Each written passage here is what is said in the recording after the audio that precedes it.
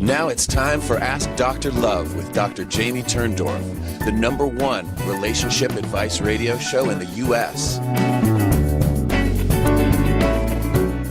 Hello, everybody, and welcome to Ask Dr. Love. I'm Dr. Jamie Turndorf, and it is my pleasure to be with you again this week. So today we're talking about how to know when it's time to call it quits. And we all know sometimes relationships are rocky, but eventually the seas calm and it's smooth sailing again. But even if the tide of emotions is running high, or your relationship has actually been underwater for a while, or even if your relationship is drowning in the still waters of indifference, there still may be hope. But how can you know when to ride out the storm and when it's time to abandon ship? Today, I'm going to help you navigate your way to the calmer shores of clarity. We're going to talk about violations of relationship laws, unequal levels of commitment, lack of shared vision, intolerable traits, communication problems, fear of being alone, lack of personal growth, and even the intrusion of old scars. And I'm going to leave no stone unturned as I help you evaluate your relationship's health so you can make an informed decision as to whether to stay or end your relationship. And then later in the show, I'm going to answer the questions you submitted to me this week. So let's jump into today's topic, how to know when to call it quits. So we all know it's not uncommon for relationships to go through rocky phases, but sometimes relationships like Humpty Dumpty can't be put back together again. So how can you know when to ride out the storm and when to break up? How can you know? And this is a really serious question. So, as I said, we all experience low points. It's normal, and most couples work through these times. Now, there are no formulas for deciding when to break up. There are signs to watch for. And if you experience more than a few consistently over a long period, it's probably time to move on. And just so you know, no matter how discontent you and your partner may be, it's very rare for two parties to simultaneously arrive at the same conclusion to break up. And although this can happen, it's more likely that you or your partner will hold differing perspectives of the relationship as it develops and changes. So in evaluating when to call it quits, ideally, you want to work together to come to a consensual, logical decision about the status of your relationship. And while it is best for both partners to work together on assessing the relationship, you can still evaluate your relationship on your own to see whether your relationship should have a future or not. So let's start our evaluation by talking about what I call violations of relationship laws. I actually have a chapter in my book, Kiss Your Fights Goodbye, on this particular concept of violating relationship laws. And I'm referring to basic requirements that have to be met in order for a relationship to survive. And whatever people think or say, if these laws are not obeyed, there is no relationship. So let me give you a rundown of what common violations of relationship laws look like. Degrading language, name calling, sarcastic put downs, physical abuse of the partner or the children, sexual abuse, that is partner or spousal rape, sexual abuse of the children, infidelity unless both the partners have agreed to an open relationship or marriage. Now, there are many cases in which couples choose to weather cheating and renew their relationship or marriage with both working on behaviors and attitudes that may have contributed to the affair. And sometimes even there are old scars that contribute to the affair, since we have deep unconscious fantasies when we enter into a relationship that a partner will somehow magically heal the old scars that we suffered as a child. And when we discover that they are very similar to the parents who let us down, the disillusionment can lead to cheating and affairs. After months or years of rebuilding, many couples claim that they're happier than ever and grateful that they didn't call it quits at their relationship's darkest hour. So cheating is not synonymous with you have to break up. Now, another category of relationship law violation is what I call illegal activities. Illegal gambling, theft, breaking and entering, and gang activity are just some of the problems that can damage a potentially healthy relationship.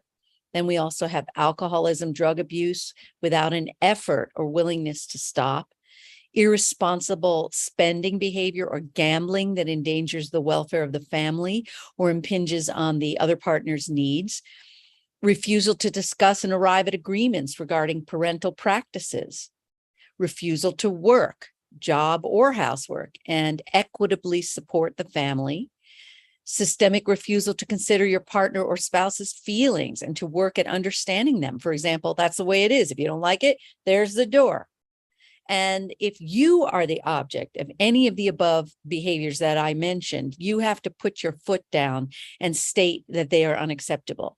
A partner's systematic and repeated refusal to change is cause for separation, not negotiation. And at this extreme point, couples often make one last-ditch effort and schedule an appointment with a couples therapist. But often the rigid disposition of either of the partners makes this last-ditch effort dead on departure. Now, if you are the perpetrator of these violations, it's time to get your act together. Otherwise, you're going to lose your current relationship and you're not going to be able to maintain any relationships in the future. Now, beyond violations of relationship laws, what are some of the other signs that it may be time to say goodbye? Well, here's one. If one person is less committed than the other, do you both want the relationship to work? Are you both putting forth a similar amount of effort, or is one of you working harder than the other to hold things together? When one or both of the partners give up, it's going to be difficult to have a meaningful relationship. Keep in mind that there can be temporary or extenuating circumstances affecting the relationship, like a change in employment status, home life adjustments, extended family relationships, budgetary changes, a shift in spiritual views, or interference from a third person.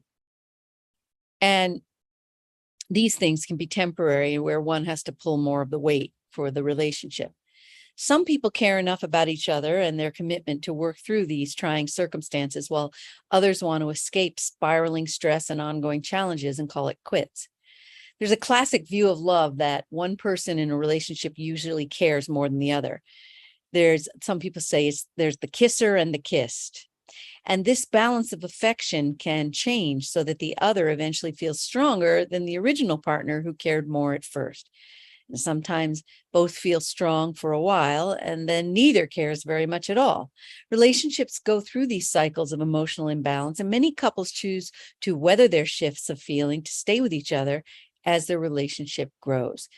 But in the face of competing interests and responsibilities like college, career, family, and community, it may be just easy to call it quits and give up on the relationship. And when this happens, one or both partners may experience regret later on. On the other hand, the calling it quits may just be the right choice to prevent further complications or escalating issues. So you've got to use a lot of patient evaluation before you ditch the relationship. Now, here's another thing. Has one partner already left the relationship? Although a pretense of staying together as a couple may be present with occasional phone calls and dates, one of the partners may be spending less time with the other and be pursuing other hobbies or interests. Maybe one partner has grown bored or preoccupied with other concerns, or that one partner might be caught up with friends, activities, and lose interest in a one-to-one relationship. If one person just doesn't seem to care as much as before, it may be time to reevaluate where the relationship is headed and whether both parties are willing to put in the required effort to rekindle their former affection. Now, here's another sign that it might be time to call it quits. Are the partners pulling in opposite directions? Busy schedules, new friendships, community involvement, these things may come between the couple that had been focusing solely on each other up to that point. The drifting apart could signal the natural end of a relationship, at which point the couple may want to call it quits without further effort. Or the couple may decide to renew their interest in each other to see if they can revive their relationship. So much depends on your commitment to the relationship and to each other. Each thing is a case-by-case situation. So, has either person noticed intolerable traits in the other? This could be cause for calling it quits. The more you get to know someone, the better chance there is of seeing things you weren't aware of before that point, or these things didn't bother you before. Habits like smoking, drinking, overeating, sloppiness, sluggishness, TV watching, pets, or excessive computer involvement need not be problems in themselves, but if they bother the person you're involved with, the relationship could be in trouble. So getting someone to change or give up a long-standing activity or hobby isn't easy, and calling it quits may seem like the logical solution, particularly if the relationship has not gone on for long. But when it comes to breakups, couples fall into two distinct boats. The boat one, as I call it, is they stay when the relationship ceases to work because of a fear of being alone. And the fear of being alone is generally a symptom of having been abandoned, neglected, or rejected in childhood. So it's an abandonment old scar. And staying with a sinking ship can also be a sign of an unconscious need to keep replaying old scars in a futile attempt to fix a partner who emotionally resembles a parent who let you down or injured you. Now, boat two is those who are too quick to get divorced or break up. These couples act impulsively, and when the going gets tough, they get gone. And these couples risk repeating the same mistakes in their future relationships. So it's important for the boat two couples to slow it down, not make any decisions in the heat of the moment. And the breakup shouldn't be the expression of anger or revenge. You know you're ready for a divorce or a breakup when you can walk out the door with no anger, frustration, or hurt. Otherwise, you've got unfinished business. Unless and until you look each other in the eye, feeling peace, no hatred or resentment, you're not ready to get a divorce or break up. A breakup should be a cool, rational decision that is arrived at after you have taken the time to fully assess yourself. You know, on Ask Dr. Love, I have Dr. Love's relationship toolkit that involves all the assessment tools you need to assess yourself, your old scars, and to assess your partner and his or her readiness for a relationship. There's a test called your personality profile that helps you look at your own issues and old scars that affect your ability to form and maintain a relationship. And then there's all kinds of tests for the partner's readiness and to look at your level of compatibility. Those tests are, is your partner ready for a relationship? Are we compatible? Create a mate to see how closely your partner matches your ideal. So you shouldn't get a divorce or breakup until you've turned over every stone and investigated every avenue of rehabilitation possible. Have you gotten help for your relationship? Have you exhausted all avenues of putting your marriage back together? That means everything from reading books or going to a couples counselor to speaking to a clergy member and spending time focusing on you and your role in what's going on. So you need to ask yourself, what was our marriage or relationship like when it worked? When did it go wrong and why? And is what you're fighting about worth breaking up your relationship or marriage over? What do you want? And what is it costing you to be in your relationship? And are you willing to put in the effort to make the relationship work? And most importantly, what are you doing to contaminate the relationship? So often when couples get into fights, they point the finger, they get a permanently stiff finger pointing this way about what's wrong with the other and what the other is doing or isn't doing. And it's really important when you're in trouble to point the finger back at yourself and saying, what am I doing to contribute to these relationship problems? So before breaking up, make sure you've researched, planned, and prepared yourself in every way, including legally. And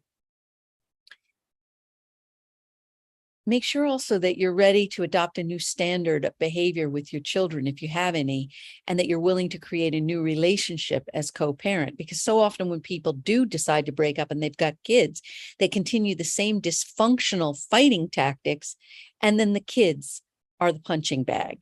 So you need to allow this relationship, even if it ends up breaking up, to evolve for the sake of your offspring. And since relationships are your emotional healing and what I call your spiritual training ground, if you do decide to leave, make sure you realize what you've learned from each other and what you still need to learn and improve within yourself. Now, that second category of couples are the opposite. Instead of leaving too quickly, these couples won't let go even when their ship is sinking fast or when it's already sunk. So if you won't let go despite violations of relationship laws or other problem signs, you know that you are in the throes of a full-blown repetition compulsion. You're repeating old scars from childhood in an attempt to heal them with your current partner. And leaving your partner would feel like giving up the hope of healing the old scar from childhood. And if this is your case, please read Kiss Your Fights Goodbye to figure out what your exact old scar is and help yourself to heal it. And then you're going to be free to move on from the destructive relationship that you're trapped in. Okay, so here's the bottom line for you. You want to end it if you're no longer getting what you want or need from the relationship. Let's face it, if you're not happy, chances are your partner isn't either. You want to end it if you can no longer communicate with your partner. Everyone has different communication styles, but you don't want to spend all of your time in the relationship trying to communicate with each other. It's just too much work. Now, that said, many times couples get locked in these endless fighting cycles that they can't get out of because they don't know how to listen. They haven't developed communication styles that work, like they're too attacking, so nobody can hear anybody else. And then you get defensive, and then you just keep repeating yourself. So Kiss Your Fights Goodbye helps you evaluate every aspect of how you're communicating, in addition to what old scars are heating those communications. And so you really want to perfect your ability to communicate and heal your old scars before you conclude unequivocally, we can't communicate with each other. Now, here's another one. End it if you no longer look forward to spending time alone with your partner.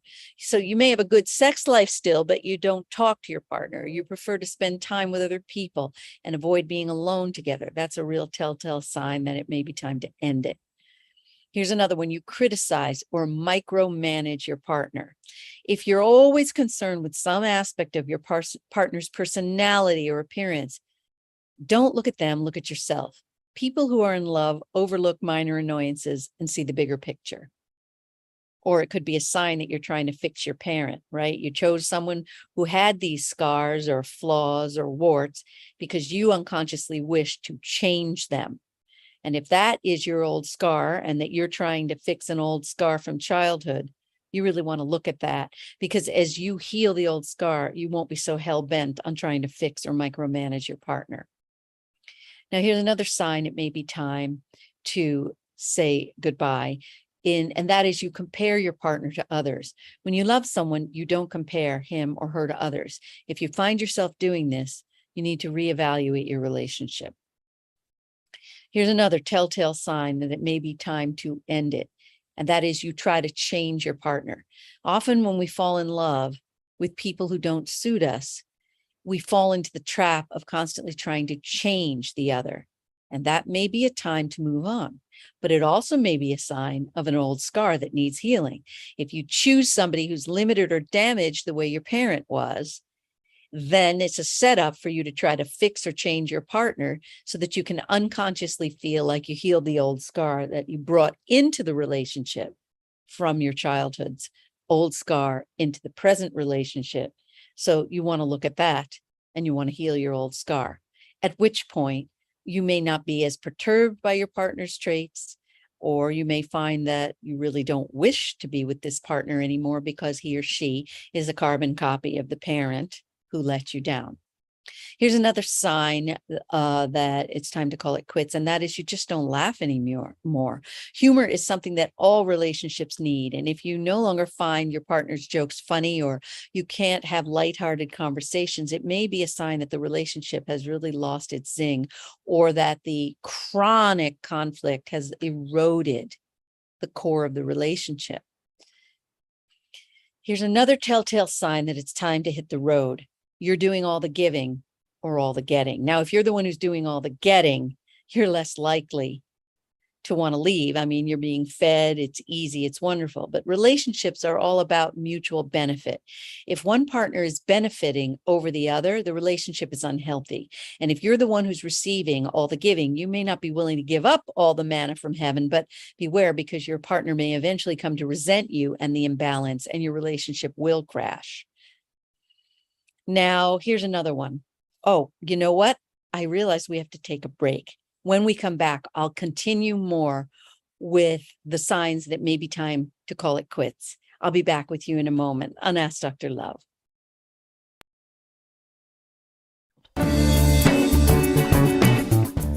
You're listening to Ask Dr. Love with Dr. Jamie Turndorf.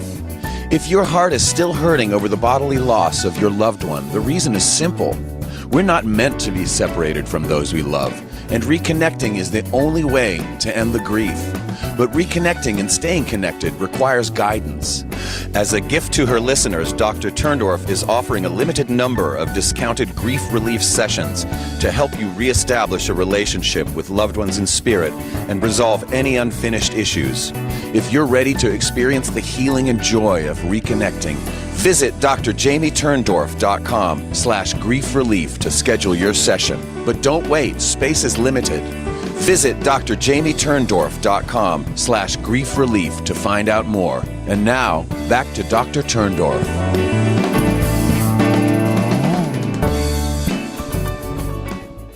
Hello again, and welcome back to Ask Dr. Love. We're talking about how to know when it's time to call it quits. And I'm running through a checklist for you of your telltale signs that it's time. The next one is called your friends no longer like being around you when you're with your partner. Your friends may like your partner, but they may not like the effect your partner has on you. So when a relationship's not right, your friends will tell you the truth and often are the first to see when a relationship is sour. Now, here's another one. You no longer feel good about yourself. Think about how it feels when you first fell in love with your partner. If this feeling is lacking, you may want to look at your relationship. Now, here's another subtle one. You've lost yourself. Many people involved in long-term relationships find that they've given up on their dreams, plans, and future to fit into somebody else's. I'll never forget a patient that I had. This was decades ago. While he was dating his wife-to-be, went bungee jumping with her, and he realized she was a klutz and that if they continued doing this hobby together, she was going to just die in an accident. So without talking to her, he gave up the hobby that he loved so much. And boy, did he resent her for it. He made the sacrifice, but he resented her. And eventually it got to the point of he wanted to divorce her. And they came to see me, and it all came to a head that he made this sacrifice, lost himself and what he liked in order to save her and keep her safe. And we were able to work it through, and he resumed his hobby. So many people forget how to be self-sufficient, and it creates a fear of loss and insecurity, and that fuels the desire to keep unhealthy relationships together.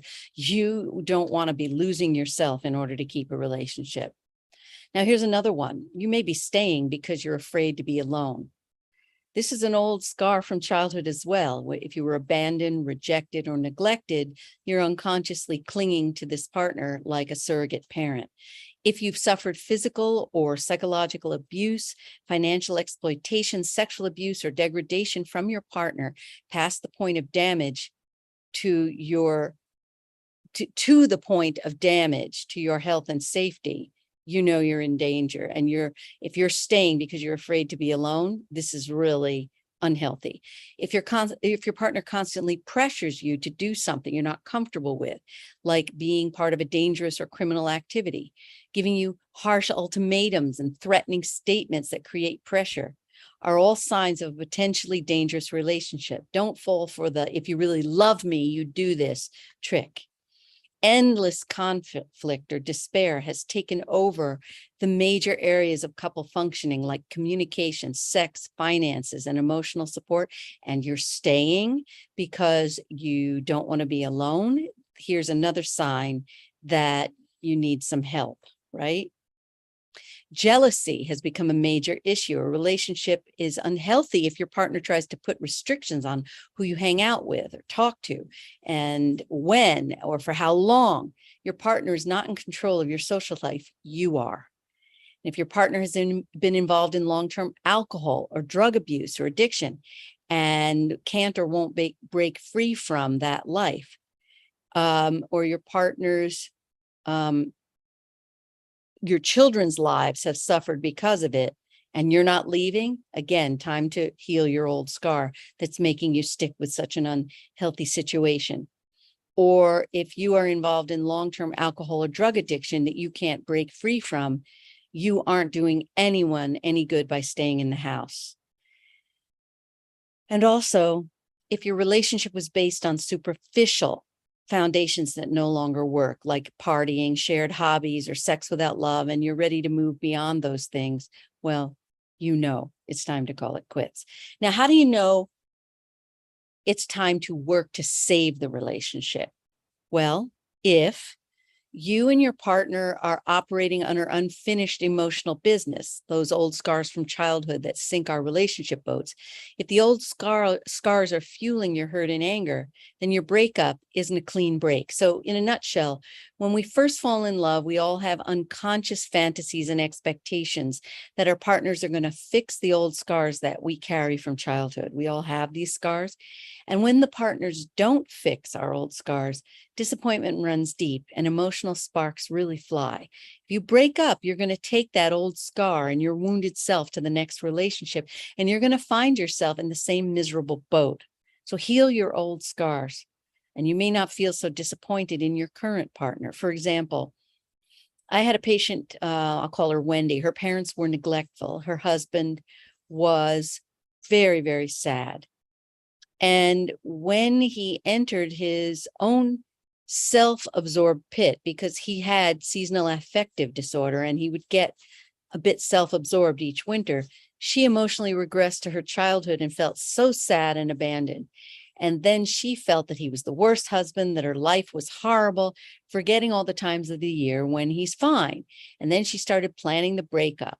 And when she realized that she was just remembering how sad and alone she felt as a child, and she separated the then from the now, she was able to see her husband for what he is, a loving husband, but a flawed human being.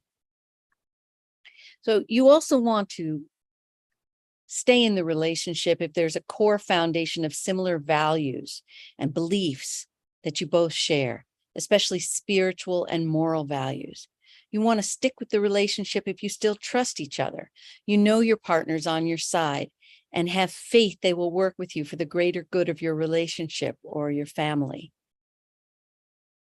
You want to stick together if hard times have taken over suddenly without giving you time to find your center, like health problems, trauma, financial problems, addiction regressions, and depression. They can come on in an instant and make things look really dark. So give it a little time and let the smoke clear, and try to be a friend to each other until that rough patch is over. You still want to consider sticking with the relationship if you're caught in a negative response cycle where negative behavior triggers more negative behavior. Break the cycle by gaining control of your own negative reactions. Call for a peace treaty and give your partner time to get a handle on his or her negativity. You want to consider sticking with this relationship if you have a tendency to run from commitment at the first sign of trouble. Take some time to cool down and work to become friends again. Commit to friendship. Remember what you used to be like as a couple and what you used to like in your partner, and act like you care. It's good for you to see if you can stick through the problems for once, no matter how it ends up. And stick with the relationship if you have drifted apart slowly and suddenly discover you're living with a stranger. This generally happens due to neglect. So work on it, talk, listen, and spend some time together and see if you can rekindle your love. And you want to get help if you are constantly guessing whether anything can be done to fix your relationship or don't know whether it's worth trying to fix. You want to get help if you and your partner have survived terrible hurts and are still wounded. It may be worth one last effort to heal. You want to get help if your partner's needs take priority over your needs and you find your energy getting sucked dry. If you're locked into a caretaking role, you need to explore why you accepted this role, how that fits with your early life and your old scars. And you want to figure all this out before you jump into another relationship. So it's also possible this relationship can be fixed. Sometimes people kick the can down the road. They take the old scar into the next relationship, and then they heal the old scar. So why not fix the old scar in the current relationship? Work together to heal your mutual old scars rather than create the upheaval and the dismantling of a relationship and bringing your kids, if you have any, through this kind of breakup. Fix it here and now.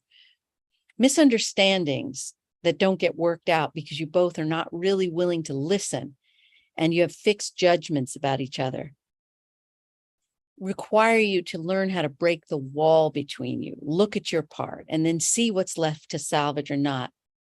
So these things really need to be worked through, and you need to get help. Okay? Before making a final decision, don't take action. If you're hurt, you're scared, you're angry, or you're confused, it's not time to make life-changing decisions in a high emotional state. You have to make the decision to quit your relationship when you're in a calm frame of mind. Don't quit on impulse. And you have taken the time for serious consideration of all that I've just said. Sometimes I do some tweets to help you remember the essence of the show and its messages. So I'm going to give you some of these. Is it time to talk? Is it time to walk or just talk? Here's another one. Is lack of listening what's actually been missing? Living in happy matrimony is the ultimate antidote to alimony. When your partner feels truly understood, he or she won't want to move to another neighborhood. When it comes to relationships, listening is the best medicine. Staying in your destructive relationship because you fear being alone is placing yourself in a dangerous zone. Is your relationship truly on the rocks, or do your mouths need to be stuffed with socks? Meaning, put a sock in it. Don't say everything, only say what you know is going to be helpful. Is your relationship broken beyond repair, or do you secretly continue to care? If you still feel a flicker of love, then don't be so quick to throw in the glove. Instead of knocking out each other's lights, use my listening skills to resolve most fights. If obtaining the upper hand is that for which you are vying, you will find your relationship to be endlessly trying. When it comes to distressed relationships, hope springs infernal. When you're not committed to trying, your relationship is already dying. If your partner has decided to never look back, there is little hope of getting back on track. Beneath the embers of anger lies a forest fire of hurt. If you open your heart and truly hear your partner's pain, there's a good chance he or she will be willing to try again. Repeated violations of even just one relationship law are quite simply the final straw. All righty. I truly hope that you're able to make a much clearer and informed decision about whether to call it quits versus whether it's time to stay and work on the relationship some more after having stayed with me for that long and exhaustive conversation. All right, let's get to the first question I want to answer. It's entitled, Girl Doesn't Want a Relationship Yet? ? Here's the question. A couple of months ago, I innocently asked a girl from my gym who had a boyfriend to go paddleboarding with me because she wanted to learn. Anyway, we got on really well, and over the course of the week, kept meeting up alone to swim and paddleboard. Eventually, I told her I couldn't go on seeing her alone as I realized I like her. Surprisingly, she said she felt the same. Anyway, we kissed and ended up having sex. She then broke up with her boyfriend and moved a bit away to live with her parents. But I still see her regularly at the gym. We text every day for 2 months, but meet up less regularly. She is so busy at the moment and has a lot going on with her breakup, etc., as they had 2 houses to sort out. She's going to be moving to within 5 minutes away from me in a couple of weeks. The main issue I have is although we get on so well, she still wants it to be a secret. I'm seeing her, She still wants it to be a secret I'm seeing her, so I haven't been able to tell anyone. As we go to a CrossFit gym, everyone knows each other's business. But she definitely says she also doesn't want a relationship in the moment and wants to be by herself. Yet she stayed at my place last week. Again, we had sex. And the strange thing is, she rings me every day, sometimes twice. She says because she is too busy to meet up at the moment, she just enjoys speaking to me.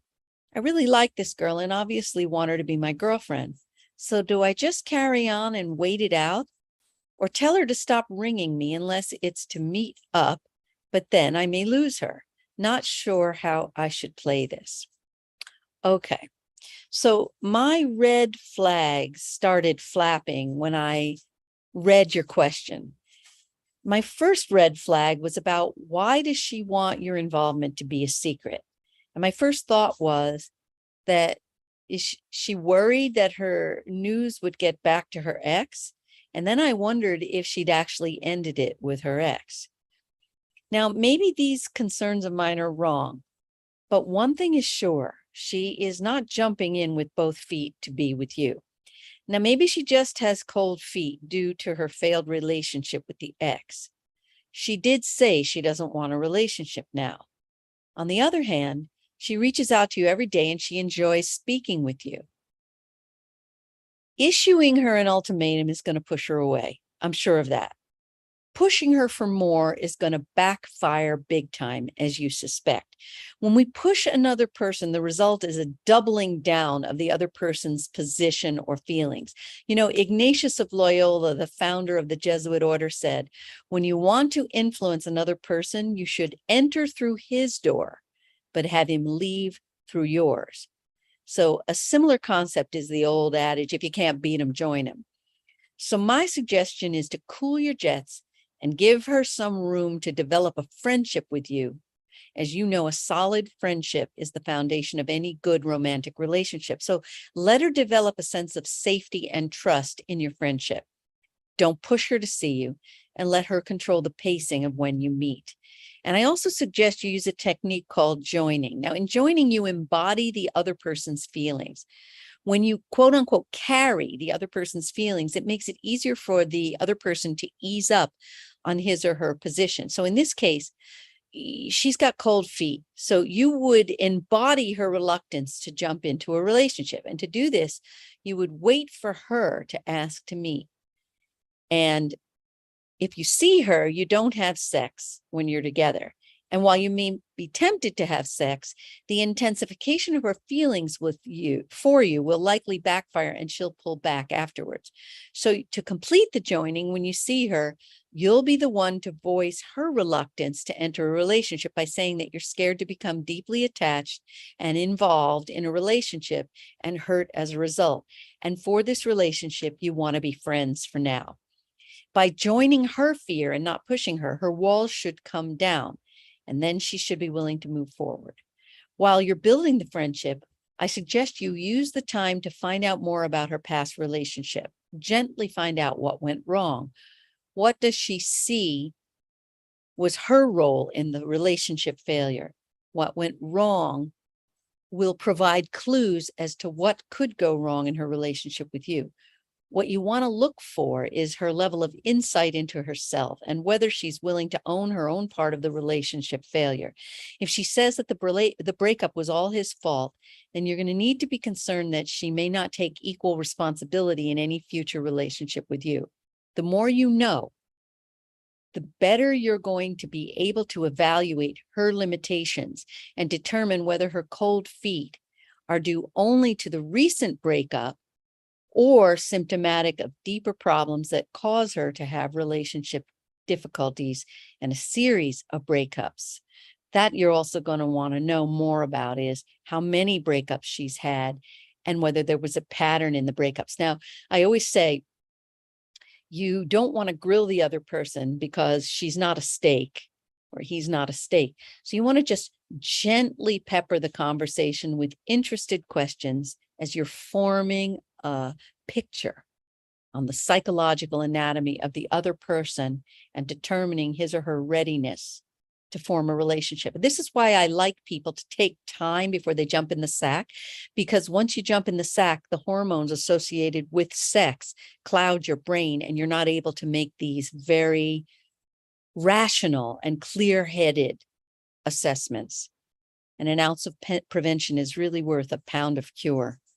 Breakups are horrible, and I'd rather you avoid a breakup if you don't have to have one. Okay, so let's take a break. When we come back, I'll answer another question. And remember, when I read these questions and I talk about my answers, keep all my answers in your memory bank, because the human condition is rather universal, and one day or another, what I talk about will apply to you, and then you can just pull up what I said from your memory bank and use what I said to help you. Be back in a moment.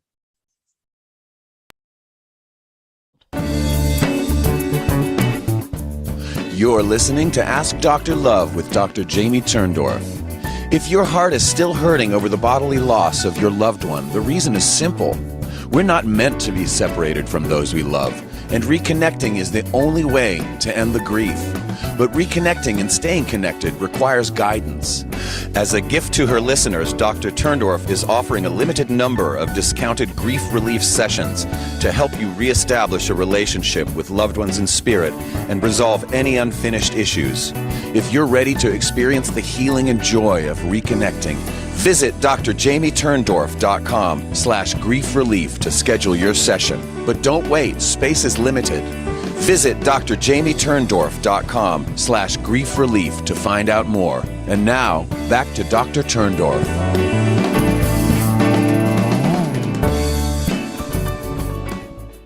Hello, everybody, and welcome back to Ask Dr. Love. This is the time in the show when I'm answering the questions you submitted to me. And it's interesting because the questions very much relate to the show topic about how to know when it's time to call it quits.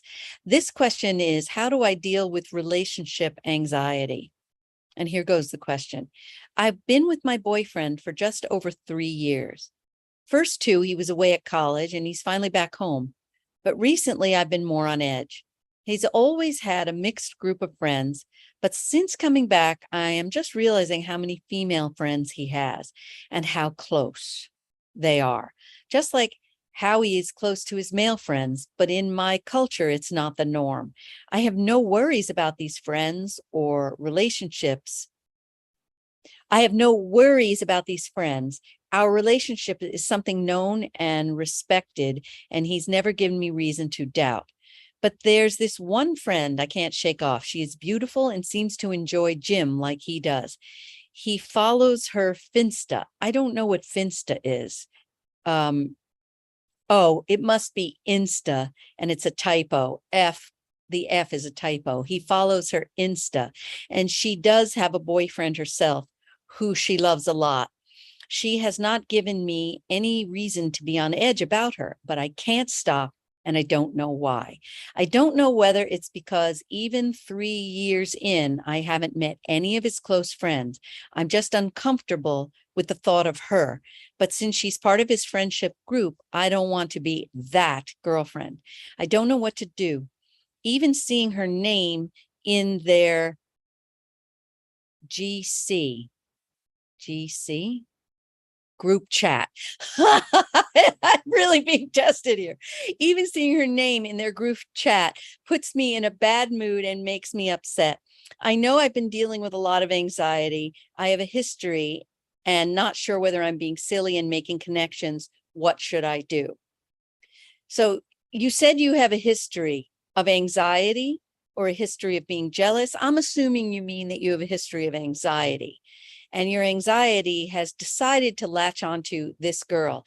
It's true that something called free-floating anxiety can search for any place to park itself. Since you say he's never given you any reason to doubt his fidelity, then it would be easy to chalk your fear up to your own anxiety and leave it at that, but not so fast. On the other hand, you did say that after 3 years, you've never met his close friends. This fact is sufficient to fuel your anxiety. I prefer that you tackle this topic in a more oblique way. By this, I mean, rather than bringing up this particular woman, which could easily backfire by causing him to feel hurt that you don't trust him, why not gently inquire about meeting his friends in general? And I would preface the conversation by saying that behavior is a nonverbal communication that can be interpreted in many different ways. And rather than guess and possibly guess wrong, you would like to understand what he is telling you about something specific that is happening in your relationship. Now, when he gives you the green light, then say, you're referring to not having met his friends. Next, ask him what he thinks and feels about the topic. How does he want you to think and feel about this? And what is he telling you by not having you meet his friends? Then lean back and see what he says. I understand that you were thinking he's not serious about you if you haven't been introduced to his good friends. And I'm betting he's going to tell you that he didn't even know you wanted to meet his friends. And I feel confident that once he knows this is important to you, he will make the introductions. Also, I'm thinking now he was away and these friends have been his friends for a while. So maybe because he was away and his friends were near where he was, it wasn't easy for you to meet them. I don't know, but when you talk, you're going to find out. And once you talk to him and he, I think, realizes that you want to meet his friends, I'm pretty confident that once he knows this, he'll make the introductions. And once you meet his friends, I'm pretty confident that you're going to feel more comfortable with him and your relationship. And then the worries about this other woman should fade away. Now, just as a side note regarding your history of anxiety, the number one cause of anxiety, believe it or not, is low magnesium. Most all of us have low magnesium, and the way the low magnesium expresses itself depends on our genetic weaknesses or predispositions. If we have a predisposition to neurotransmitter imbalances, then we'll develop anxiety or depression. If we have other predispositions, let's say to gastric weakness, we might develop irritable bowel syndrome, IBS, colitis, or Crohn's. My point is, whenever you have a symptom like this and it's chronic, the first line of treatment should be the transdermal magnesium. It bypasses the digestion, goes right into the bloodstream, and immediately begins raising your blood levels without causing the gastric disturbances that many people experience when they try to take a medicinal dose of magnesium through oral administration. If you go to AskDrLove.com, you're going to see I added a block on the homepage because people were not sure how to find the electromagnesium. Now, the website Electra with a K, electromagnesium.com.au, is the Australian website where you can get the full product line. The block on my homepage at AskDrLove.com leads you to the Electra Amazon store, and they are adding products as we speak. But right now, what is in their Amazon store is the strongest, purest, and most potent form of the Electra, which is the spritz oil. And when dealing with a problem like chronic anxiety, you want that strongest form, the spritz oil, and you're going to want 21 sprays per day in 3 divided doses, and you will feel relief of anxiety immediately because magnesium is a central nervous system tranquilizer. And when you're low on magnesium, you start getting very stressed out. Okay. Now I'm going to hit another question. It's called Worried Wife. Dr. Love, here's my problem. Prior to my marriage, my husband had an on-again, off-again relationship with his ex-girlfriend. Their initial breakup was at her request, and a mutual let's sleep together on and off because we are familiar with each other relationship formed between them. They had 2 children in the committed portion of their relationship and 1 during the casual part. My husband has never denied his responsibilities as a father and continued to stay close to his children. Then we met, and a month later we were married. It was so quick and took us and everyone else by surprise. And I'm happy to say that it's been 3 years of marital bliss, with only one thing that keeps rearing its ugly head: his ex. Our marriage was a shock to her, and I understand this. But it's been 3 years, and when my husband visits his children, she makes comments that reflect that she still carries a torch for my husband. During our short engagement, my husband spent many hours on the phone and in person reassuring her that he had every intention of being a true father to his children, that it was over a long time ago, and reminding her that she was the one that called it quits to the commitment, and she was the one that suggested that they see other people afterward, keeping things casual. Now she has placed herself on the cross, so to speak, mentioning to whoever she can how hard done by she is. Furthermore, she has taken it upon herself to badmouth me, whom she has not met, to the children, in effect ruining any chance I might have had in forming a positive relationship with them. She has also taken my husband to court in an effort to raise child support monies to ridiculous amounts. Where do I sit in all of this? No man's land. My husband does not want me involved. His concern is that I will get hurt in the crossfire. I am finding it difficult to sit on the sidelines and watch him hurt by this woman. As of late, she has proven herself irrational. My husband phoned home from her house, inquiring if he needed to stop by the store on his way home, and ended the call to me with a kiss and "I love you." She started shouting names at my husband, shouting how she never got any affection like that, and carried it out onto the street as he tried to leave. I am at a loss and would appreciate any suggestions on how to deal with this. Thanks, worried wife. Wow. So first of all, I can't help but wonder if your husband is, without realizing it, provoking his ex-girlfriend's jealousy. I say this because the phone call that he made to you right in front of her was provocative. Now, he may have, been thinking that because she carries a torch for him, there's two ways to look at this. Because she's carrying a torch for him, why would he rub in her face the fact that he loves you?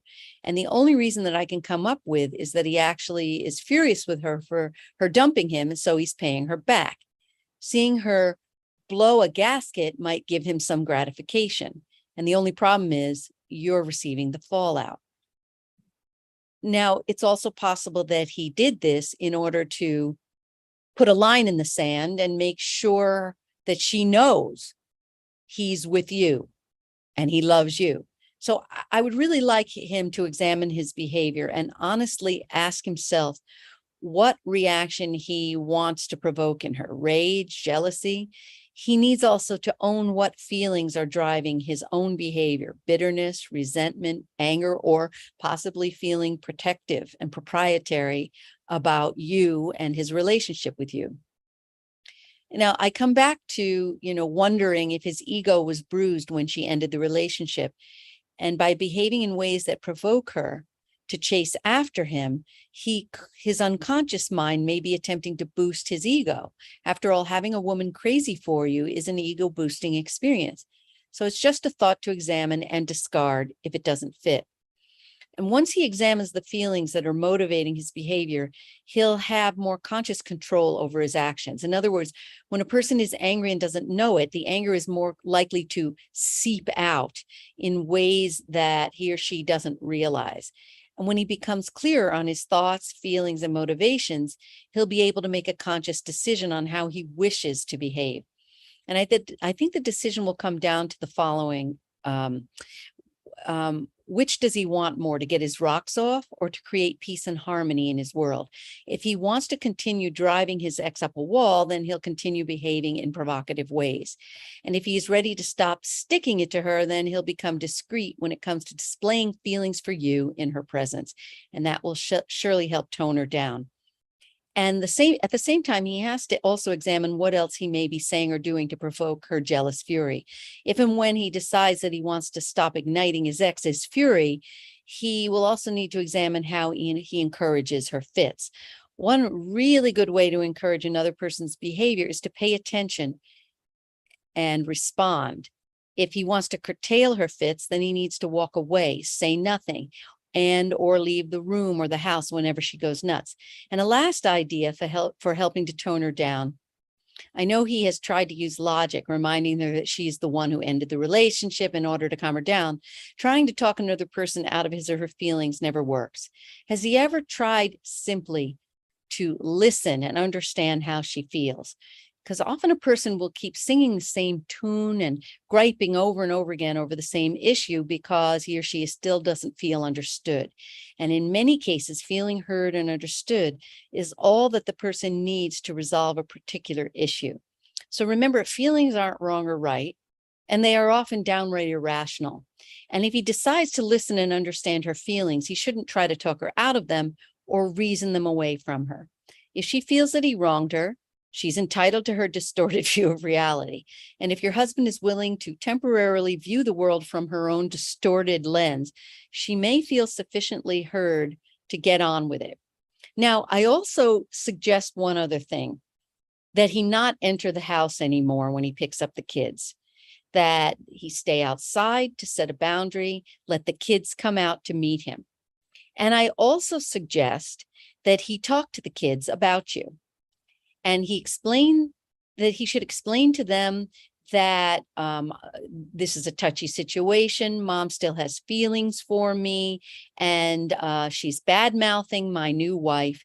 And I want my new wife to have a chance to have a relationship with you and for you to be able to experience her in your own right, not through the lens of mom's hurt feelings. So that is something he can also do to build a bridge to you. And I hope that everything that I've said has given you the tools that you need to help him do self-examination, give up possible provocative behaviors, listen and understand her pain, find a path forward with the kids and you. So I've really given you the roadmap for fixing this entire situation. Okay? So I really do love when you send me your questions. And I know many people have said to me when I invite you into the studio during the live stream, many people have said, I can't come in during the live stream because I'm working. So when I post the answer to the question, also I post it online. If you have questions or comments or need further clarifications, feel free to reply to my posted answer. Or if you watch this live stream and you don't read the actual written post, you can go back to the post and again, post a response or a question or a need for clarification from me where you see your question posted. All right, so today was a lot of information. I always want to be here for you in the way that you need. So if there are particular topics you want me to cover, shoot me a contact at Ask Dr. Love. Tell me what subjects or topics are top of your priority list. I love to hear feedback about the shows, what you felt, what worked for you, what you'd like to know more about, because I'm really here for you. This entire live stream and the website is a community service, and I have been here for you for many decades, and God willing, I'll be here for you many decades more. So next week on the show, I'm going to have a guest, Dr. Sherry Tenpenny. She is a COVID-19 expert. She's going to talk about all the latest science and what we know now. She's really done a lot of research, and I hope you tune in for the live show. And that's all I have for you for now. So take it easy, and I'll see you next time.